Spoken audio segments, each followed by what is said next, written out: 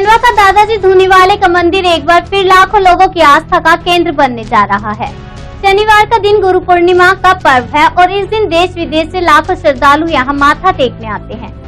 दादाजी धूनीवाले एक अवधूत संत थे जिन्होंने 1930 में यहाँ समाधि ली थी। गुरु परंपरा को आगे बढ़ाते हुए उनके शिष्य छोटे दादाजी भी यहाँ 1942 में समाधि लीन हुए थे। दोनों ही संत मां नर्मदा के अनन्य भक्त थे और धूनी रमाए रहते थे। पिछले 86 वर्षों से लगातार यहाँ अखंड धूनी जल रही है, इसलिए इन्हें दादाजी धूनीवाले कहते हैं। इस दिन पूरा खंडवा शहर बाहर से आए श्रद्धालुओं की मेजबानी करता है और हजारों की संख्या में निःशुल्क भंडारे खोल दिए जाते हैं। वर्षों पूर्व खंडवा में दादाजी धूनीवाले नाम से प्रसिद्ध एक अवधूत संत का आश्रम था। उनके समाधि लीन होने के बाद भक्तों ने यहाँ मंदिर बना दिया। प्रतिवर्ष गुरु पूर्णिमा के अवसर पर देश विदेश से लाखों की संख्या में श्रद्धालु यहाँ दर्शन को आते हैं।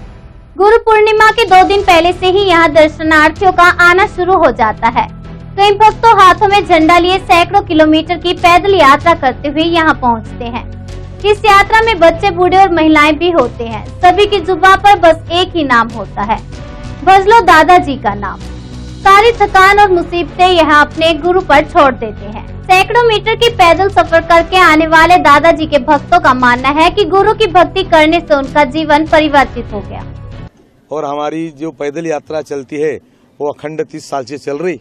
हम म्हणजे जलगांव भुसावल होके बरहानपुर करके बरहानपुर होके खंडवा पहुँचते हैं। दादाजी के प्रति तो मान्यता ऐसी है कि दादाजी के बहुत हमारे जो शिष्यगण हैं वो शिष्यगणों के प्रति बहुत इनके उपकार है।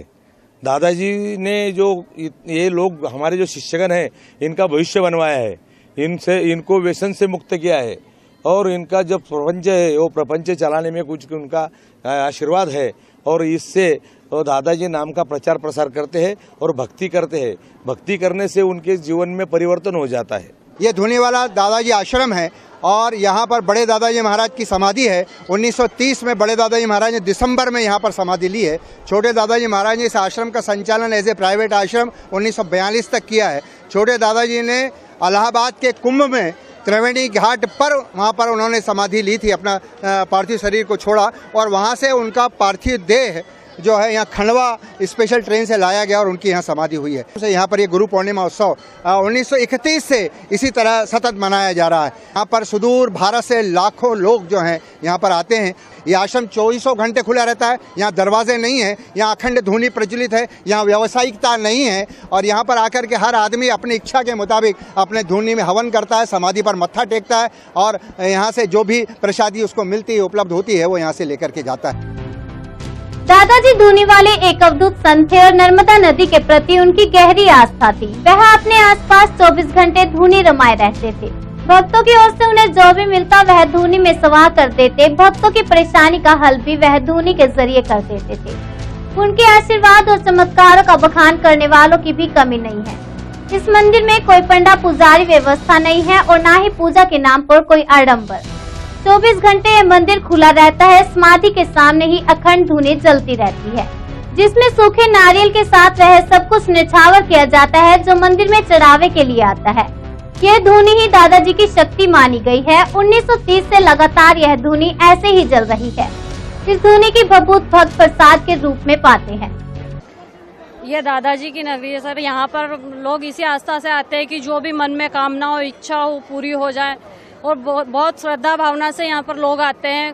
कई सालों से बहुत दूर दूर से लोग यहाँ पर आते हैं। हम लोग भी पिछले 4-5 साल से कंटिन्यू यहाँ पर आ रहे हैं। यहाँ पर आने के बाद पे शांति मिलती है और जो भी इच्छा होती है वो दादाजी से अगर बोलोगे तो बिल्कुल पूरी होती है।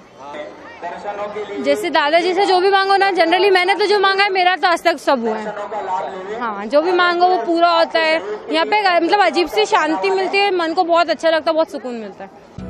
खंडवा का दादाजी धूनीवाले का मंदिर संभवतः देश में एकमात्र ऐसा स्थान है जहां श्रद्धालुओं को जेब में हाथ डालने की जरूरत नहीं पड़ती। यहाँ पूरा शहर बाहर से आए भक्तों की मेजबानी करता है और चाय, नाश्ता, खाना पीना, टेम्पो, टैक्सी, दवा, गोली, डॉक्टर और धर्मशालाएं निःशुल्क हो जाती हैं।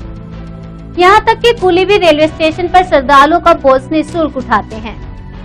खंडवा को दूसरे शहरों से जोड़ने वाले सभी रास्तों पर निःशुल्क भंडारे खोल दिए जाते हैं। इस मंदिर में कोई जात पात और भेदभाव नहीं है। सभी धर्मों के लोग यहाँ सेवा करके सांप्रदायिक सौहार्द की मिसाल देते हैं। दादाजी के समाधि पर माथा टेकने वाले श्रद्धालुओं का मानना है कि यहाँ आकर मन को शांति मिलती है और जो मांगो वह मुराद पूरी होती है। गुरु पूर्णिमा पर्व पर लगभग 5 लाख लोग यहाँ दर्शन के लिए आते हैं। शहर का बच्चा बच्चा इस दिन दादाजी के नाम पर सेवा करता है।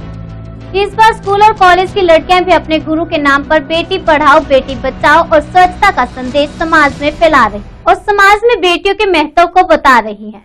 लोग आजकल हेलमेट नहीं लगाते, यहाँ स्पेशली हमारे खंडवा के लोग हेलमेट नहीं लगा रहे और उसके कारण बहुत सारे एक्सीडेंट्स होते हैं और बहुत सारी प्रॉब्लम्स होती है, क्योंकि लोग ड्रिंक एंड ड्राइव करते हैं और विदाउट हेलमेट यूज करते हैं। तो इसलिए हमें हेलमेट यूज करना चाहिए। हमारा इसमें बेटी बचाओ का संदेश है, स्वच्छता अभियान का संदेश है। जैसा कि हमारा खंडवा 75 नंबर पे आया है स्वच्छता अभियान में, पर हमें उसे फर्स्ट नंबर पे लाना है। बेटी बचाओ में मैं ये कहना चाहूंगी कि आजकल बेटियां हर क्षेत्र में बहुत आगे हैं और वो मतलब हर काम आसानी से कर सकती है। और अगर एक लड़की शिक्षित होती है तो वो अपने 3 परिवारों को शिक्षित करती है। पहले तो अपना मायका, ससुराल और जहाँ अपना घर होता है वो तो बेटियों को जरूर से जरूर पढ़ाएं। इस मंदिर में दादाजी के उपयोग में लाया गया सामान और गाड़ियाँ आज भी लोगों के दर्शन के लिए रखी गई है। शिरडी और शेषगांव की तरह पूरे देश में खंडवा में भी दादाजी के भक्त गुरु पूर्णिमा के दिन यहाँ शीश नावने जरूर आते हैं।